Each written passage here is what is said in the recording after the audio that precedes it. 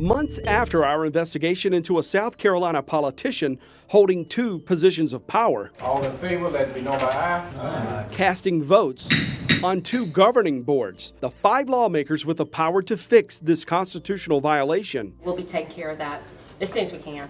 And I promise you we will. 2 months later, have not, despite a brand new Attorney General's legal opinion confirming what we uncovered in our positions of power investigation. I know February 7th I indicated I either had or would, and I didn't. And the lone lawmaker who promised to resolve this has now changed her mind.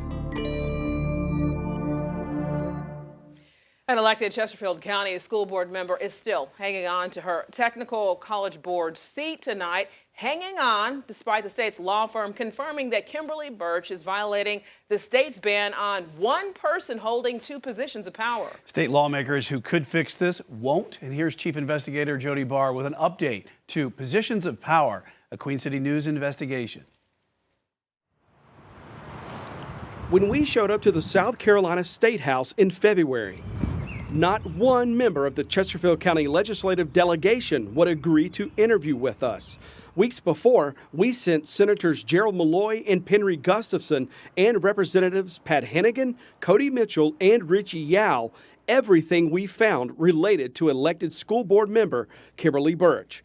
Documents showing Birch's appointment to the Northeastern Technical College Board in 1997 and her election to the Chesterfield County School Board in the early 2000s. And the Attorney General's office legal opinion stating an elected school board member cannot hold another office of honor or profit at the same time. These 5 lawmakers are responsible for finding people to serve on the Northeastern Technical College Board. Hey, I'm Jody Barr with Queen City News out of Charlotte. Nice to meet you. In February, Senator Penry Gustafson told us she would ask the Attorney General's office for a legal opinion tailored specifically to Kimberly Birch. The senator said to give her 30 days, then check back. Is Senator Gustafson in? I'm Jody Barr with Queen City News out of Charlotte. We're following up on an interview we did with her last month. We waited 42 days before we checked back in with the senator. I guess the first question was, back on February 7th, you told us that you were going to talk to Kimberly Birch about this. Have you had a chance to do that? We have not spoken directly. Not only did Gustafson never talk to Birch, she never talked to the Attorney General's office about any of this. We know because the AG's office told us in an email the day before we found Gustafson at her State House office. What did the AG's office tell you last month when you spoke with them? Well, at that time, clearly, I had thought at the time that that was in motion or it was going to be done. So that's why I answered it that way. But I did not personally request an opinion at that time. I just really thought it was going to be done or it had been done. The final point is we are simply trying to bring Ms. Birch, the viewers who saw this story, some resolution to this. Do we have your word today that this will be taken care of, at least as far as the Attorney General's office is concerned? Yes, it will be done. While we were in the senator's office, she called Attorney General Alan Wilson on his cell phone to ask him for a formal legal opinion on the Birch case. She asked us not to video that call. I guess today was a good impetus for me to, go ahead and do this because we've just got to get this done. And in all of this, I think the one person who deserves resolution is Kimberly Birch. Sure. And that's what we want to help. I'm going to try to get in touch with her this afternoon, as she is on my list of 4 people to follow up with on this. Well, look, thank you. You're welcome. Again, thanks for letting us come in and let's get, I have no problem with this at all. I'm sorry if I said something on February 7th that wasn't accurate at the time. It was certainly my intention. And it didn't take the AG long. The day after this meeting, the Attorney General sent Gustafson a new opinion. You are inquiring as to whether service on the Chesterfield County School District Board of Trustees and the Northeastern Technical College Area Commission constitutes dual office holding, Assistant AG Ellie Lister wrote in this March 22nd email. In prior opinions, this office determined that members of the Northeastern Technical College Board of Trustees and the Chesterfield County School Board held an office for dual office holding purposes. Therefore, it would violate the dual office provision of the South Carolina Constitution for an individual to serve in both positions. I have discussed this issue with Solicitor General Cook, and he agrees with my analysis. Gustafson told us she'd call Kimberly Birch to gather facts from her side. We asked the senator for an update, and in a text message last week, Gustafson wrote, "Spoke with Kim Birch about 2 weeks ago. Based on personal conversations, AG opinions, exchanges with AG staff, and other factors, I am satisfied with the situation at the moment. Ms. Birch has been an unpaid community servant for NETC for many years. Hopefully, the Chesterfield County delegation will come together to discuss this and more. No delegation meeting has been called yet, but my intention is to do so soon. You may quote me."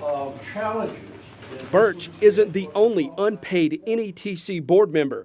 The college told me none of its members are paid. We asked Birch to talk with us about the new AG opinion. Birch never responded. We tried to find her at 2 separate NETC board meetings in March and April, but Birch did not show. Hey, Ms. Birch. Could you just give us a few minutes and talk to us about this issue that we've raised? Please? The only time we found Birch to ask her about this was outside this Pageland restaurant in January, but she will not agree to meet with us to talk about the AG's findings. We also asked the 5 lawmakers in the delegation what they now plan to do with this, whether they plan to appoint someone new to Birch's NETC position, and when the delegation plans to meet publicly. Representative Richie Yao was the only one to respond, writing, "I cannot speak on behalf of the entire delegation with specific answers to those questions." The Chesterfield County delegation may never be able to resolve this. It takes a majority of the 5 to replace Kimberly Birch, and we found no evidence this delegation's held a meeting in years or intends to do anything to fix this. Is there some dysfunction within this delegation? What is going on where the 5 of you all elected officials who hold seats of power at the State House, can't come together and say, hey, either we reappoint as the governor asked, or there's a new name, something, just get this taken care of so, Ms. Birch can move on, the public can move on, we can move on. What's holding that up? It would be helpful if we had any delegation meetings, but since I was elected, I have been basically told we don't need any. So it's kind of hard to work as a delegation if the delegation isn't working together. There's only one other option to resolve the Kimberly Birch issue. A taxpayer could file suit to ask a circuit court judge to remove her. After our first report in February, I got an anonymous letter claiming another Chesterfield County elected official was violating the state's dual office holding ban. Chesterfield County Councilwoman Mary Anderson also held a seat on the Sherrall Board of Architectural Review when she won her county council seat. The AG's office legal opinions show holding both positions simultaneously would violate the state's dual office holding ban. State law governing architectural review boards also states none of the members may hold any other public office or position in the municipality or county. Thank you, Mary, for being with us this evening. And again, thank you for the 8 years of service and sharing your leadership on that committee. Town Council awarded Anderson for 8 years of board service when she left the board in January, thereby ending the dual office holding violation in her case, a violation that lasted for the past 8 years. Anderson told me at a county council meeting last week she had no idea her offices violated the state ban, and had she known, she would have stepped down from the Sherrall Town Board.